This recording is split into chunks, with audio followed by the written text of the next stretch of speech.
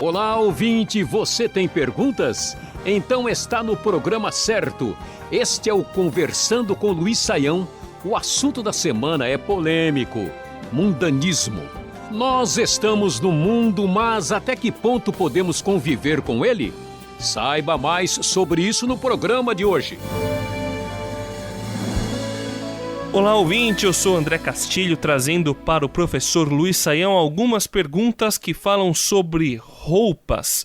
O Márcio do Paraná disse que ouviu uma pessoa falar sobre o uso de terno na igreja e quer saber: a Bíblia menciona o uso do terno com paletó e gravata, professor? André, olha bem, essa pergunta é interessante. De fato, os únicos ternos que aparecem na Bíblia são os ternos afetos de misericórdia ali das cartas paulinas. Não existe terno, paletó e gravata na Bíblia. Por quê? Porque estas coisas são muito recentes, são indumentárias que foram criadas aí no ambiente europeu na era moderna, né? E por isso passaram assim a ser uma roupa que representa um determinado perfil da própria sociedade. Então, não há qualquer relação entre a fé cristã e esse tipo de roupas. Então, a pergunta é: por que tanta gente na igreja ou em diversas igrejas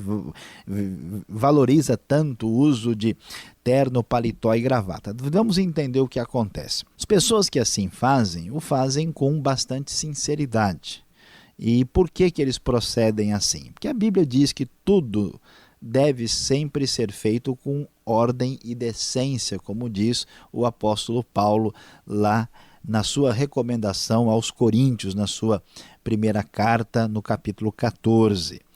E então, sim, tudo deve ter ordem e decência. Aparentemente, uma pessoa bem alinhada é uma pessoa, falando de homens aqui, né, geralmente bem vestida, o que na nossa sociedade é entendido como terno, muitas vezes com paletó e gravata. Isso era a marca, por exemplo, de uma pessoa bem vestida desde o início do século XX. O que a gente deve pensar sobre isso? A questão aqui é agora redefinir as coisas contextualmente. Nem sempre um determinado tipo de vestimenta que representa bom senso representa a mesma coisa em todos os lugares, em todas as épocas. Então, em certos ambientes, talvez, estar de terno, gravata e paletó seja a maneira mais adequada, mais sensível e mais ordenada, né, que se pode usar. Mas em outros ambientes, talvez essa não seja a melhor maneira. Então, o que a gente aconselha é que os cristãos sejam sensatos, mas também devidamente sensíveis à realidade contextual. Pode ser que em determinados ambientes a gente olhe e não tenha ninguém mais naquele ambiente usando terno, gravata e paletó, então talvez seja a hora de reconsiderar o que aquele grupo entende como algo feito com decência, com ordem e com sobriedade. Você que quer conhecer a palavra de Deus e manter-se obediente de maneira sensata e contextual ao que Deus nos ensina, deve ler o livro Pense Biblicamente, de John MacArthur e Richard Mayhew. A editora Agnus trouxe este livro de 544 páginas para os leitores de fala portuguesa, para que eles façam o que o título diz com toda razão. Pense biblicamente.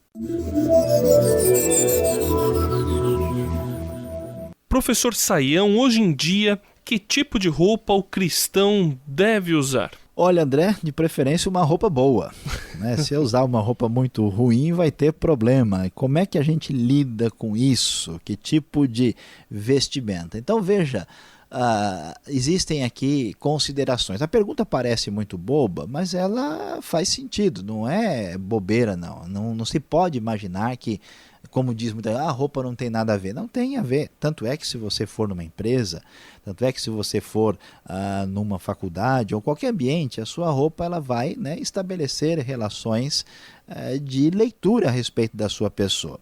Que tipo de roupa o cristão deve usar? Em primeiro lugar, uma roupa que transmita a ideia de seriedade, de sobriedade, né? Não é uma coisa assim que seja escandalosa, né? Algo que reflita que a pessoa está querendo sair com uma melancia pendurada no pescoço. Tem gente que o pessoal fica falando, você viu só como é que o sujeito... Não é nem questão de pecado, é questão de falta de bom senso.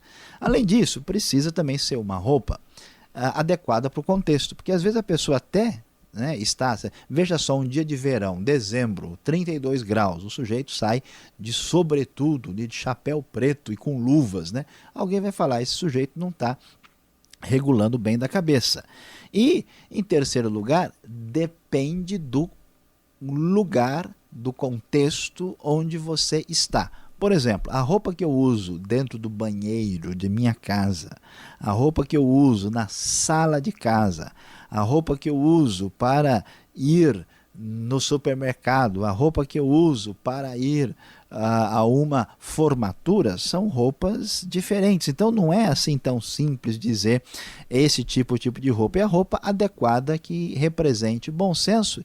E atenção, uma coisa importante, que não se renda aos apelos indevidos da sensualidade. Isso é bem claro lá na carta de Pedro, quando ele nos orienta nessa direção. Paulo também fala a respeito dessas questões, aí especialmente levando em consideração as mulheres. A ideia de Pedro é que nada que seja marcado aí por uma atitude ligada diretamente ao uso indevido da sexualidade. Então, uma mulher, até mesmo o homem, né, que use uma roupa provocante demais, uma roupa exageradamente sensual, ele deve reconsiderar a sua postura. E outra coisa, para encerrar, devemos estabelecer uma distinção, né? Mesmo que isso não seja tão assim simples e fácil, o homem deve estar vestido masculinamente e a mulher de maneira feminina, né? Há certas coisas que a gente fica assim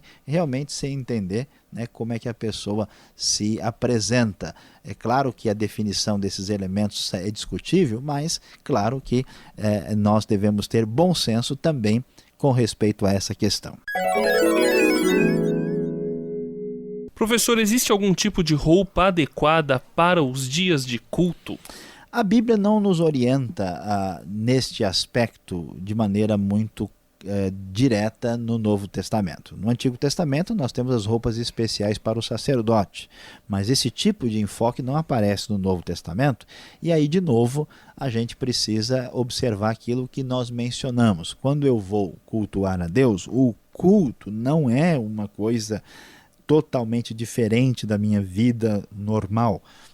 Na verdade, o culto deve ser a culminação da minha vida que cultua a Deus. Então, eu devo ir de maneira sensata, sóbria, levando em consideração todos os elementos que nós já mencionamos na pergunta anterior, né? E depende do contexto onde esse culto está acontecendo.